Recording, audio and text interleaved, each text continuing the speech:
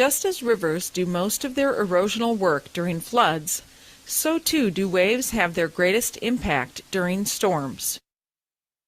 Every breaking wave may hurl thousands of tons of water against the land. Water is forced into every opening, causing air in the cracks to become highly compressed. When the wave subsides, the compressed air rapidly expands, dislodging rock fragments and enlarging fractures. Abrasion, the sawing and grinding action of the water armed with rock fragments, also erodes the shore. Wave-cut cliffs originate by the cutting action of the surf against the base of the coastal land. Gradually, rocks overhanging the notch at the base of the cliff crumble and the cliff retreats. Eventually, a flat bench-like surface, the wave-cut platform, is created. The bending of waves, called wave refraction, plays an important part in shoreline processes. Waves bend because the part of the wave that reaches the shallow water first slows down while the part in deeper water advances more rapidly. In bays, refraction causes waves to diverge and weaken. As a result, sediments can accumulate and form sandy beaches. Because of refraction, wave impact is concentrated against the sides and ends of headlands, projecting into the water and attack the headlands from three sides. When the sides of the headlands are vigorously attacked, sea caves develop, and when they unite, a sea arch results. Eventually, the sea arch collapses, leaving an isolated sea stack that will also be eliminated by erosion.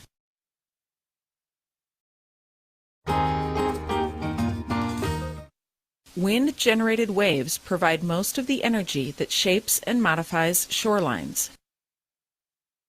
Wave height is the vertical distance from trough to crest, and wave length is the horizontal distance separating successive crests or successive troughs.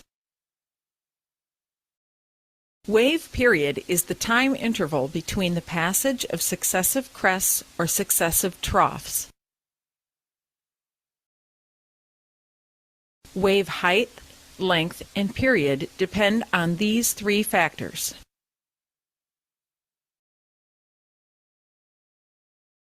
When waves leave the stormy area where they formed, they continue on without relation to local winds and carry a storm's energy to distant shores. In the open sea, the motion of the wave is different from the motion of the water particles within it.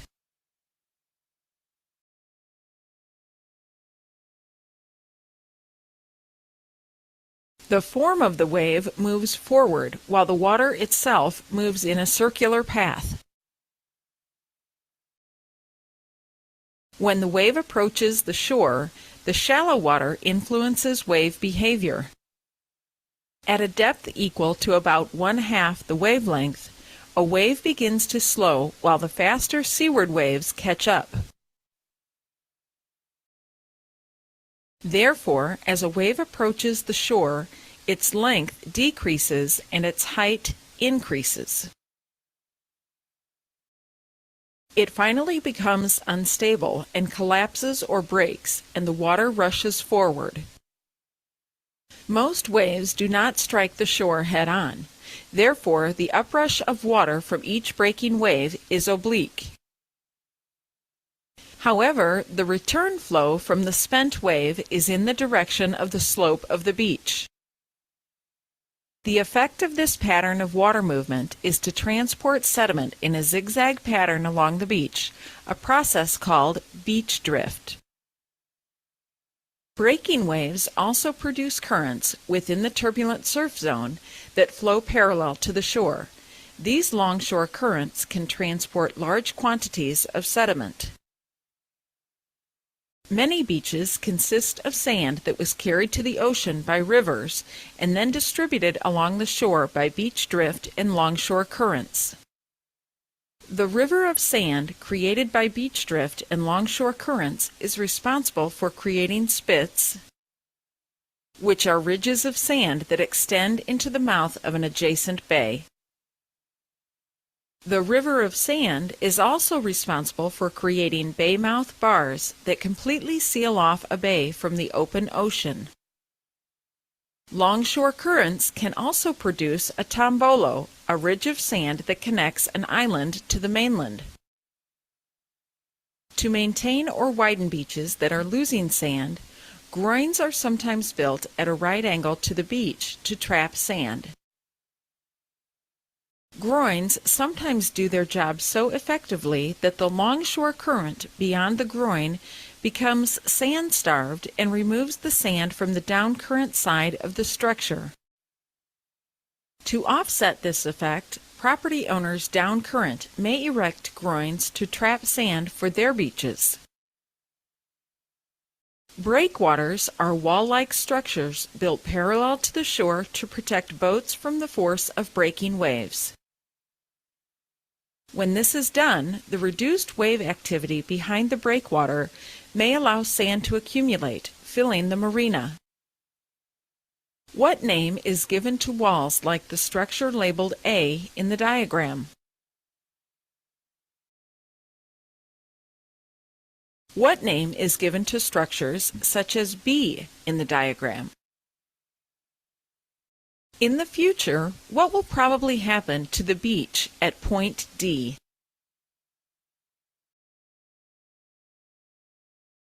In the future, what will likely happen to the beach at point E? In the future, what will probably happen to the beach at point C?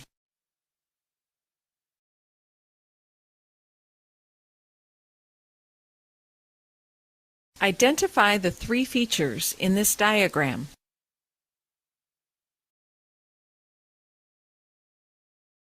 Select the letter that identifies each of the following and drag it to the proper blank.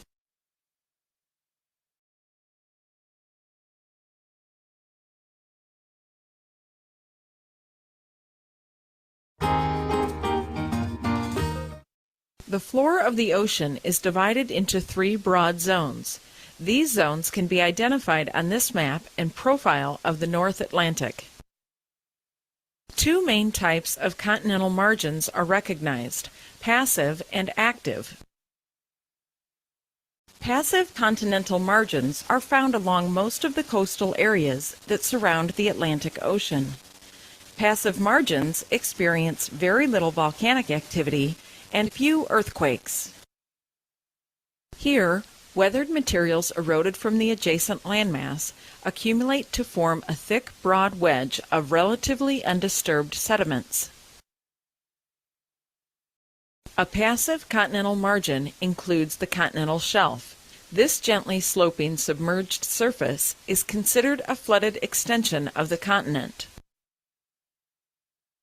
The continental shelf can vary greatly in width. For example, compare the shelf of West Africa to the shelf of Florida.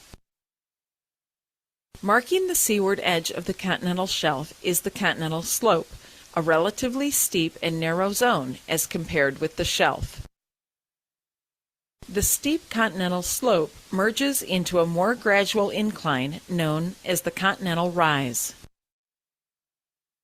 The continental rise is characterized by deep sea fans, which are thick accumulations of material deposited by muddy turbidity currents.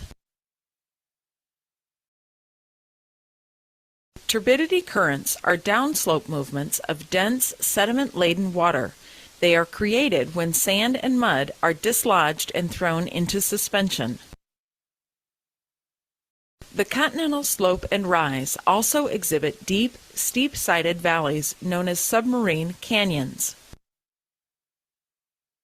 Before moving on to other ocean floor features, let's take one more look at a passive continental margin from a different perspective.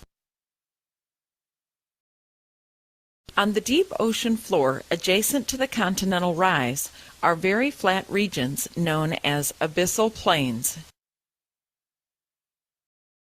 Abyssal plains are very flat because layer upon layer of sediments have buried the otherwise rugged ocean floor. Along some mountainous coasts, the continental slope descends abruptly into a deep ocean trench that parallels the landmass. The Peru-Chile Trench is one example. Such a situation is associated with active continental margins. Here, slabs of ocean floor descend into the mantle. Deep ocean trenches are long, narrow troughs that are the deepest parts of the ocean basin floor.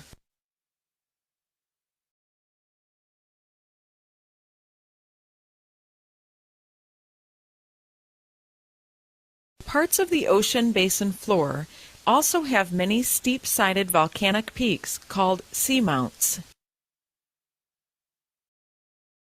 The mid-ocean ridge system is a broad, rugged, elevated feature that forms a continuous belt that winds around the globe.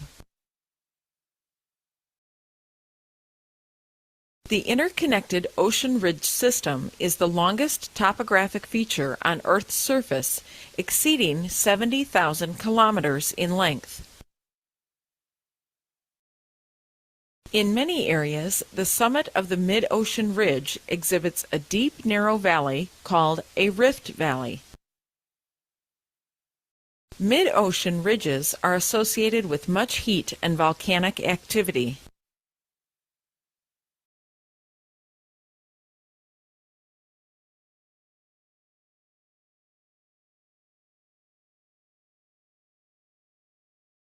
Move labels below the diagram to the appropriate spaces on the diagram.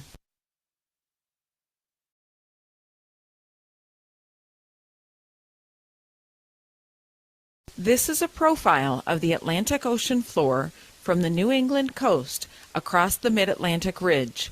Label each arrow with the proper term.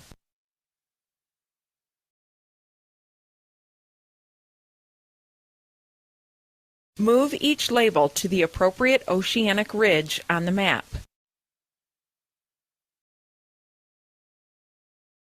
Move each label to the appropriate ocean trench on the map.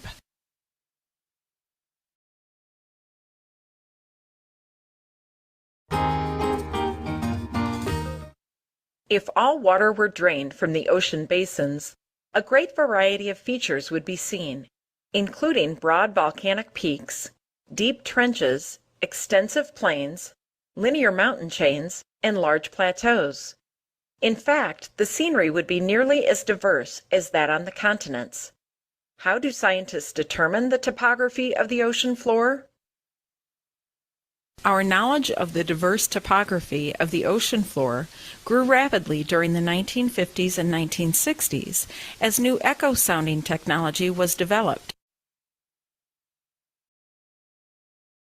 An echo sounder determines water depth by measuring the time required for a sonic wave to travel from a ship to the seafloor and back. The speed of sound in water is about 1,500 meters per second. What is the correct water depth for an echo travel time of 10 seconds?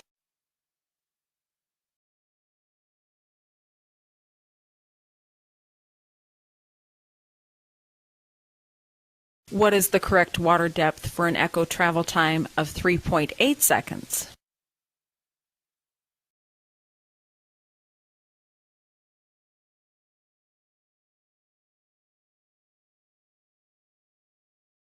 What is the correct water depth for an echo travel time of 7.2 seconds?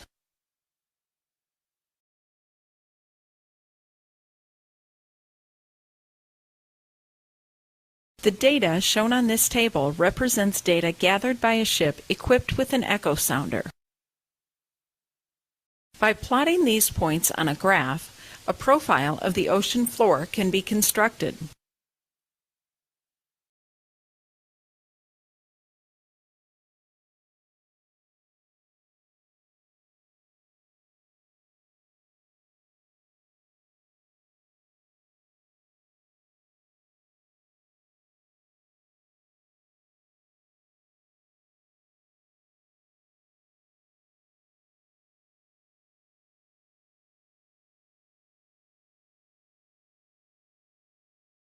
Plot points 12 through 22 on the graph.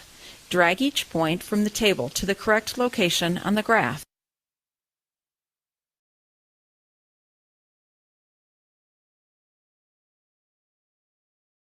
After all the points are plotted, a line connecting them produces an ocean floor profile.